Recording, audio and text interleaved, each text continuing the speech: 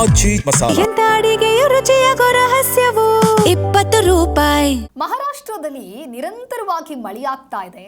ಈ ಹಿನ್ನೆಲೆಯಲ್ಲಿ ಉಜನಿ ಹಾಗೂ ವೀರ ಜಲಾಶಯಗಳು ಭರ್ತಿಯಾಗಿದೆ. ಭೀಮಾ ನದಿಗೆ ಮತ್ತೆ 1 ಲಕ್ಷ ಕ್ಯೂಸೆಕ್ ನೀರು ರಿಲೀಸ್ ಮಾಡಲಾಗಿದೆ. 3 ದಿನದಿಂದ 1.40 ಲಕ್ಷ ಕ್ಯೂಸೆಕ್ ನೀರು ಬಿಡುಗಡೆಯಾಗಿದೆ.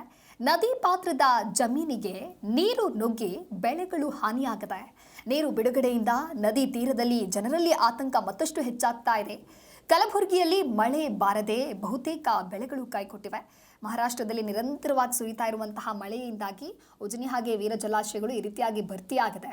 ಅಲ್ಲಿಂದ ಮತ್ತೆ 1 ಲಕ್ಷ ಕ್ಯೂಸೆಕ್ ನೀರನ್ನು ಭೀಮಾ ನದಿಗೆ ಬಿಡುಗಡೆ ಮಾಡಲಾಗಿದೆ. ನೀರಿನ ಹರಿವು ಹೆಚ್ಚಿರುವಂಥ ಕಾರಣ ಭೀಮಾ ನದಿ ತೀರದ ಜನರಲ್ಲಿ ಆತಂಕ ಮತ್ತಷ್ಟು ಹೆಚ್ಚಾಗ್ತಾ ಇದೆ. ಸಾರ್ವಜನಿಕರು ನದಿಯ ಸಮೀಪ ತೆರಳದಂತೆ ಹಾಗೆ ಜಾನುವಾರುಗಳನ್ನು ನದಿಯತ್ತ ಬಿಡದಂತೆ ಜಿಲ್ಲಾಡಳಿತ ಇದೀಗ ಎಚ್ಚರಿಕೆಯನ್ನು ಕೂಡ ನೀಡಿದೆ. 3 ದಿನಗಳ ಹಿಂದೆಯೂ ಜಲಾಶಯಗಳಿಂದ 1.40 ಲಕ್ಷ ಕ್ಯೂಸೆಕ್ ನೀರನ್ನು ರಿಲೀಸ್ ಮಾಡಲಾಗಿತ್ತು. ಇದರಿಂದ ನದಿ ಪಾತ್ರದ ಹಲವೆಡೆ ಹೊಲಗಳಿಗೆ ನೀರು ನುಗ್ಗಿ ಬೆಳೆಗಳು ಹಾನಿಗೊಳಗಾಗಿತ್ತು.